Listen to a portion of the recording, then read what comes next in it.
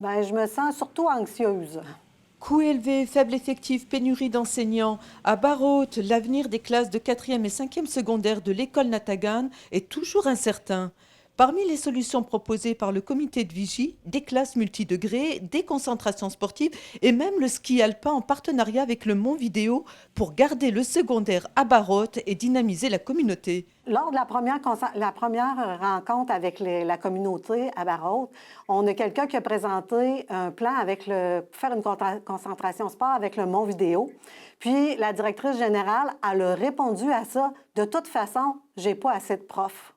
Est-ce que vous êtes en train de dire que tout est décidé d'avance? Là, elle s'est repris, elle a dit non.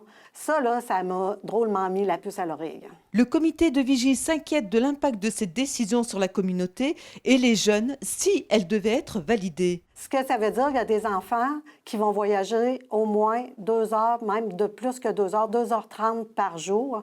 Ensuite de ça, quand ils arrivent à l'école secondaire d'Amos, ils sont 1 heure de temps en attente. Ça veut dire que ces enfants-là, ils vont passer 3 heures, soit dans les transports ou soit en attente que l'école commence. Puis, nous autres, on sait que ça va être 3 heures sur les réseaux sociaux puis sur leur téléphone. C'est ça que ça va se traduire juste par ça. Puis ensuite, ils ne peuvent plus travailler, ils ne peuvent plus participer. Nous autres, on a du karaté, de la danse, du hockey, du volleyball le soir. Ils ne peuvent plus rien faire de ça, là.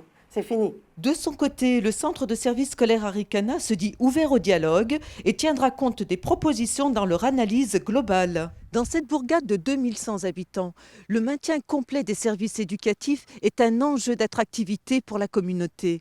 Reste à savoir si cet enjeu pèsera dans la décision finale prévue le 4 mai prochain. Samira Ouari, RNC Nouvelles, Barraute.